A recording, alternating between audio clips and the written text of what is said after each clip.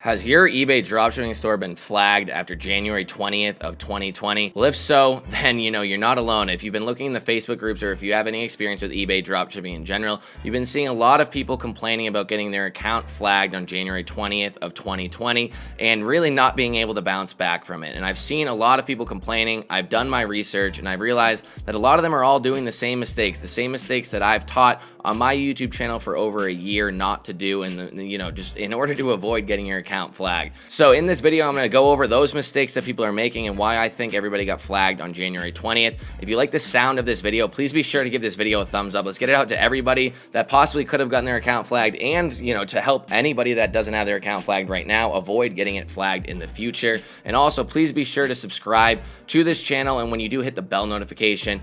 Give me a thumbs up. Let's hit 15,000 on this channel in the next month or so. We're almost there. So thank you guys very much. I'm going to go into a PowerPoint where I'm going to be talking all about the eBay flag, how to avoid it, and why I think people got it on January 20th, and I'll see you inside. All right, so here we are inside my computer, and before we get started, please don't forget to subscribe to this channel. Let's get it up to 15,000 as soon as possible, and hit that like button. Don't forget, let's get this video out to as many people as possible that can see, so that they don't get flagged in 2020, because that is something that we've been trying to avoid here for about a year now. And I do have a question for you guys. Has your account been affected by this recent January 2020 flag that I was talking about? Leave a comment down below if it has. What were you doing? Why do you think it happened? And we're going to go over, my reasons why I believe it happened in the next slides. So let's just get into a little bit of a breakdown right now. So it seems to be a mass flagging that happened on January 20th. I've seen it throughout a lot of Facebook groups, our own Facebook group, our free Facebook group, but nobody inside of our private Facebook group really got affected by this flag. There was a few people, but they weren't following 100% what we teach inside of the course. So there wasn't anybody that actually follows exactly what we teach that has been flagged. So in late 2020, as a little bit of a breakdown or a little bit of an overview, in late 2018, eBay started to flag accounts. I would say it was around late October 2018, maybe early November. And ever since then, people's accounts have been getting flagged if they haven't been following eBay's policies. So in conclusion, what was the conclusion of what happened or why, people were getting their accounts flagged? Everybody basically came to the conclusion that we should stop using API-related repricing tools. Like I've been saying in a lot of videos, not all API connection to your account is bad, but API-related repricing tools, tracking, uploading tools, and things of the like that are facilitating retail arbitrage or retail dropshipping are not allowed in eBay's terms of service, and I will show that in the next slide. And then also stop using Amazon as a supplier. It's very easy to be caught by using Amazon as a supplier. Amazon is eBay's #1 competitor, or I would say eBay is Amazon's #1 competitor. It's definitely not something that they want people drop shipping Amazon items onto eBay, and it's definitely something that they've been actively going against and trying to target since late 2018. So in all, like in most of 2019, there was no real big changes. There was a few things about the item location and a couple other small things that came about, but there was really no large changes that affected the strategy that we implemented in late 2018. You started catching on to it into early 2019. There was really no changes that changed what we were doing and implementing the manual eBay dropshipping techniques that I've been teaching.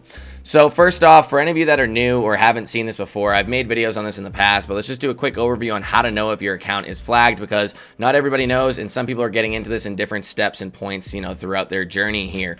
So first off, you want to check your account first. One of the biggest things I've ever seen is people thinking that their account's flagged for whatever reason, and then they realize maybe they set up their repricing tool incorrectly, or they just set something up wrong and their listings aren't even in stock or something like that. So you want to make sure that your listings are in stock, everything's being repriced properly, and that everything that could possibly, that you just weed out all possible just mistakes that could have happened. And then after that, if you're like, well, everything's working perfectly, or it should be working perfectly, I'm still not making very many sales, or I think I'm flagged, then you want to look at your sales, and if you see a drastic and prolonged decrease in sales. So if one day you're selling $2,000 a day on your account, and then one day you sell like only $300 that day, I wouldn't say that means that you're flagged right off the bat. Sure, it is a little worrying, but things vary over time. You can't make great amounts of sales every single day. There's always variance in the sample set there. So you want to make sure that it's a prolonged decrease in sales. A prolonged decrease meaning over a week, at least 7 days of issue that's arising. And a decrease, I would say, in this example is 20 plus sales a day down to like 3 to 4 sales a day. I've seen some people saying that in some of the groups, and to me that's alarming. I would not want to go from 20 a day down to 3 to 4 and think that that's normal for multiple days on end. If it's one day, that's a one-off thing, that's a fluke. But if it's all the time, or if it's at least 1 week in just a prolonged just decrease in sales, I would think that there's an issue going on. And if you want to 100% know, or very much know right off the bat as quickly as possible, if your account is flagged and you're running promoted listings, which I think, or I teach everybody should be running promoted listings. I know there's other people out there saying not to, or maybe they just stop promoting for a bit, then check if it works or whatever, if you're making more sales. It makes no sense to be making more sales without promoted listings. So I always suggest promote your listings at least 1%, 0.5%, anything like that. At least always be promoting your listings. So if you are always promoting your listings, and you see, if you go into your promoted listing impressions, clicks, impressions sold, anything like that, but impressions is going to give you the most like steady flowing graph of what's going on. And this is a picture from last year on one of my accounts that did get flagged, had 5 million impressions in that point in time. But as you can tell, in mid or late October here, once this goes away, late October around the 29th. So I'm guessing that's when the initial flagging happened, even though something, not normal kind of happened in September. But I don't remember if I made a change in my account or anything like that at that time. That was a long time ago. That was 2018. But you see a flat line at the bottom like this. This flat line right here just means that you are definitely flagged, as long as that means that you've kept your promoted listings at the same percentage. If you got rid of your promoted listings, you're going to see a flat line because you won't have promoted listings. But if you're still running the same thing, nothing's changed, but you see this huge decrease, and that's what I've seen in January 20th around that time. And it usually happens when eBay is rechecking your account. So eBay checks your account or evaluates your account every 20th of the month. That's when they check to see, are you above standard, top rated, below standard? Have you made any movements? Is there any issues? They're going to be evaluating accounts during that time. And that's when I've seen a lot of people that get flagged actually do start to see the flag. The 19th was good, and then the 20th, it just decreases and goes down to pretty much a flat line like 1 to 2 days later. So how are you going to be avoiding this? And I've made videos on this as well, but I'm just going to reiterate, a little bit more, and just some other things that could be affecting this in general. Stop using API related listing and repricing software. That's like the DSM tools or anything like that doesn't have anything that's non-API. And I've been preaching for over a year now only SKU Grid, and I still think SKU Grid is the best and really the only solution that you should be using for your repricing and stock software. And I will be talking about that later in the video as well. So if you're looking at right here, this is the eBay API's terms of service, and section 9 is the restricted activities. 9.7 says using eBay's services to promote or engage in seller arbitrage. So this is restricted. You cannot be doing what it's saying right here. For example, automatically repricing eBay listings in response to price changes on competitor sites. That's exactly what these softwares are doing. Automatically ordering sold items from competitor sites. That's also what they're doing. And posting tracking information to eBay when items purchased from the competitor sites are shipped. Honestly, I don't see why the tracking information thing's put there, but again, don't be using the TrackerBot API when TrackerBot has a non-API related solution that you can also use, and it's the same price and it's just as good. Also, stop using Amazon as a supplier. So this is the dropshipping policy on eBay. If you type in on Google eBay dropshipping policy, it says, however, listing an item, it says above it, dropshipping is allowed. However, listing an item on eBay and then purchasing the item from another retailer or marketplace that ships directly to your customer is not allowed. So it's basically saying you can't be shipping from retailers, but they can only track a certain amount of retailers, and that's what we've really been exploiting over the past year without any issues. I've said stop using Amazon, start with Walmart, use that just to get your account off the ground, get your feet wet in the dropshipping game if you're brand new, and then from there branch off into the other 20 plus suppliers that we teach inside of the course. And again, anybody that's ever followed those rules has never really had an issue with their account. To my knowledge, at the moment, I haven't seen anybody. As long as they're sticking with SKU Grid, not using Amazon, and moving into the obscure suppliers, I have not seen anybody with any single issues with their accounts. My account's included, and I'll show a picture of that as well.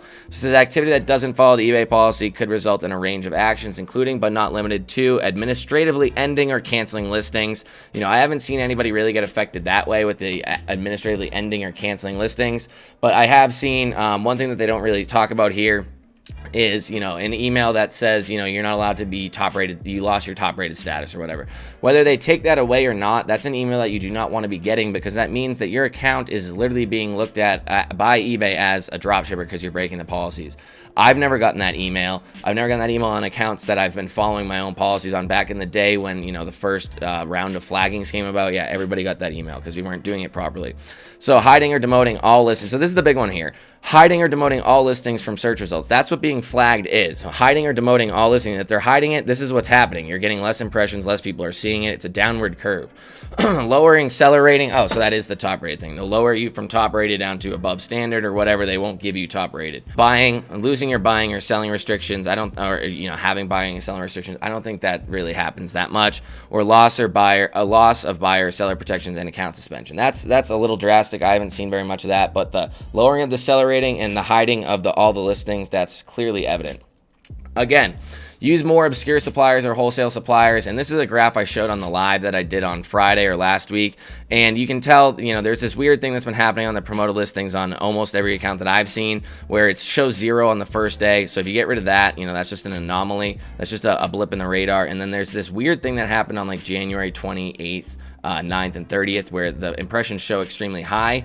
But, as you can tell, I have 100,000 impressions, pretty damn close to 100,000 impressions every single day on this account. This is my own account that I've been dropshipping on for a while now. And, around the 19th to the 20th, this is where you would have seen the dip right here. And there was no dip down to like a couple thousand in a prolonged anything, because my account didn't get flagged. My account did not get targeted by eBay, because I'm following what I'm teaching with using SKU grid, obscure suppliers, no Amazon, and really just holding myself and my account to a very high standard. Which brings us into the next point right here. Customer service and metrics are the most important possible thing about your account. I've seen some people say that they have very good metrics, but that doesn't mean that your customer service is always that good. People that are upset, they don't always leave you negative feedback or complain or anything like that. And just because you're getting your items out on time doesn't mean that your customers are always happy. So your customers could go complain. They could call up eBay. They could say, oh, this came from Walmart, anything like that. And that's why you want to be moving into these more obscure suppliers over time, because a lot of these suppliers don't have branded boxes. They won't have the actual invoice inside of the box or anything like that. So it's a lot harder for people to realize that they are even getting dropshipped. And that's one of the main advantages here with the wholesale suppliers, because it's even more apt to happen that they don't really care. They're not going to put a branded box or any invoice or anything. They might even put your own address on the label or the shipping label to make it seem like it came from you. So this is also from the eBay dropshipping policy, and it says at the bottom, it says top takeaway.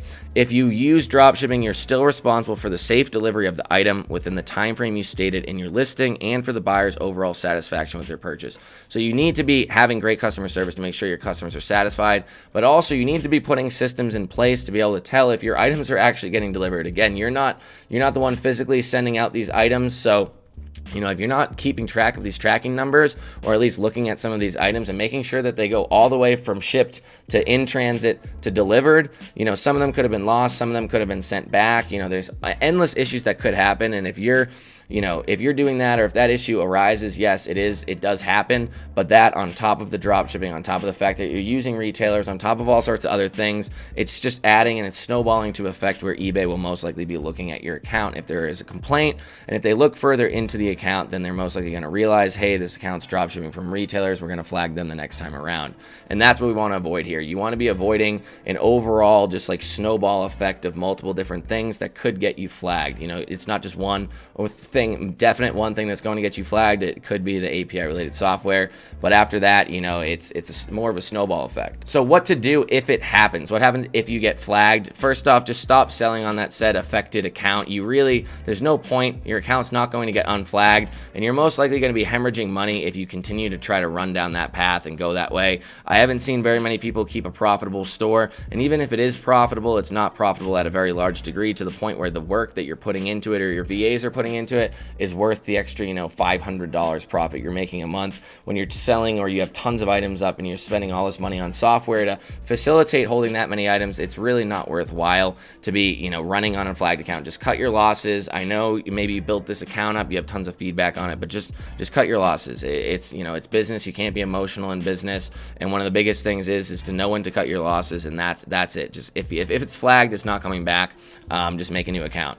So create a new account. You can use, I don't know why I said the same email. Oh, you can use the same PayPal is what I meant to say. So you can use the same PayPal email, but all you need to do is just use a new email for your new eBay account, and you will just have created a new account. It's connected to the same PayPal account. No, it won't be flagged. No, it's not going to be connected to the other one and get flagged. We haven't seen any of that yet. I'm not saying in the future that couldn't happen. Who knows? But right now, over the last year, there has been no change. And if you create a new account with a new email on the same PayPal, then you're good to go. Just create that account. Again, when your account's brand new, you're going to have lower seller limits. That's going to mean that you're going to have to start off slowly. You're going to start off slowly with no API related software at all. I would say just don't connect anything to the account, and don't use Amazon. Just stay away from it. There's no need to, and it's proven and it's just shown over time to be a hassle and not work for accounts. And then just call periodically to get your limits raised. When you're getting your limits raised, don't tell them you're drop shipping. There's no point in making it harder on yourself or possibly screwing yourself over.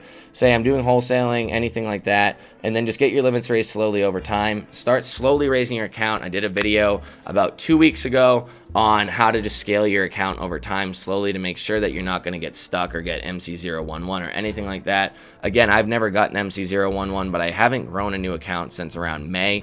So I am opening up a new account to start doing wholesaling on, wholesale dropshipping. So hopefully I can just put what I've taught into work, and hopefully I can, learn something about how to not get MC011 to teach it to you guys a lot better.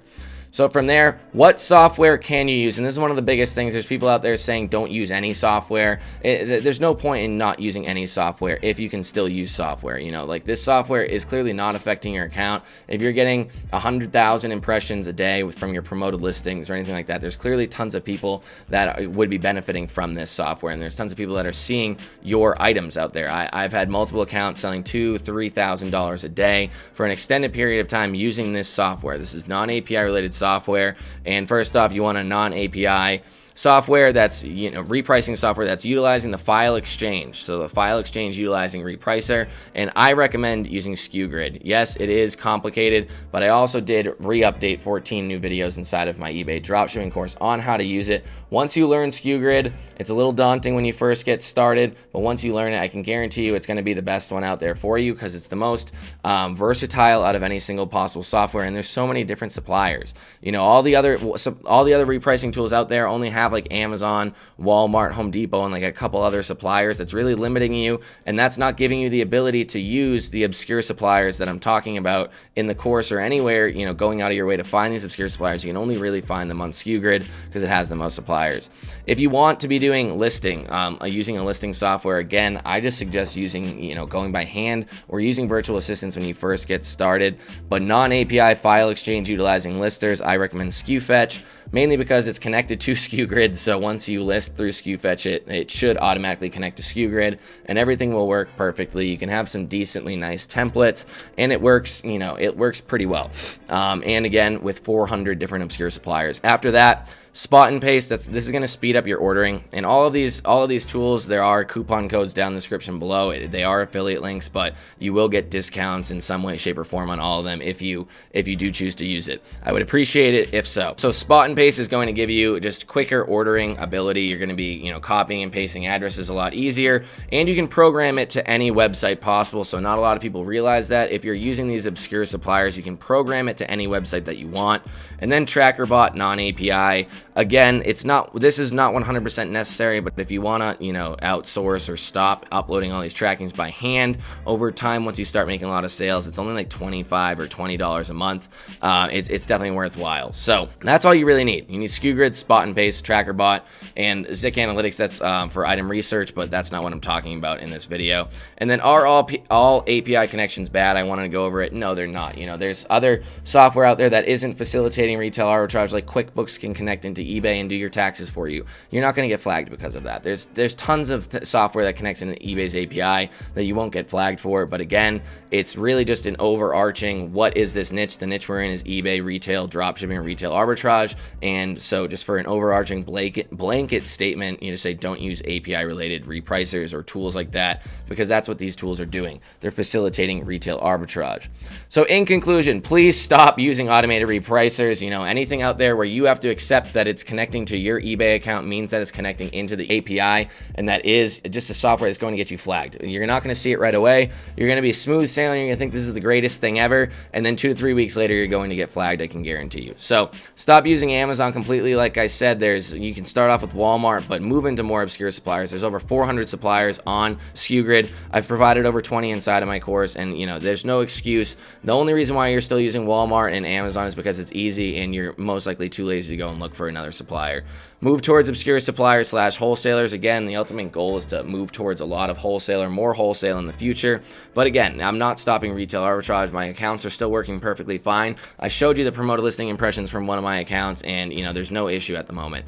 eBay dropshipping is not dead in 2020. Anybody that's been saying that is clearly just using it as their own marketing scheme or their own, pushing their own agenda. It's dead. Oh, go towards Amazon dropshipping. Anything like that. eBay dropshipping works. Amazon dropshipping works. And dropshipping works on just about any platform as long as you're doing it properly. As long as you want to put in the work to make yourself successful, that's when you are going to see the success. And of course, customer service is king. It's always great to have great customer service. Your customers will be happy. You'll have tons of positive feedback. You'll never have issues with eBay. And as long as you're getting your items to the customers are happy. eBay is less likely to even try to intrude upon what you're doing or care about you, because you are proving yourself as a great, reliable seller on their platform. So I hope this video wasn't too long for all you guys. So in conclusion, please post any of your questions below. I'm sure to answer all of them. I make sure to answer all of them is what I meant to say. Don't be afraid to ask your questions. I know there's a lot of beginners coming out here, especially at the beginning of the new year. You want to get started with a new business, and eBay dropshipping is a good one to get started with, so don't be afraid to ask your questions.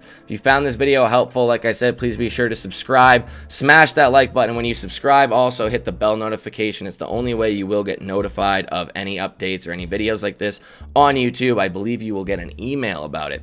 So thank you very much for watching all the way into the end. Like I said, I know this was a long one, but I hope that it was an overarching for 2020 video that I won't have to make again, as long as there's no big changes, which over the last year there hasn't been. So hopefully keep going in this direction, sprinkle in some wholesale over time, and really have a very powerful business under our belt. So thank you very much for watching, and I'll see you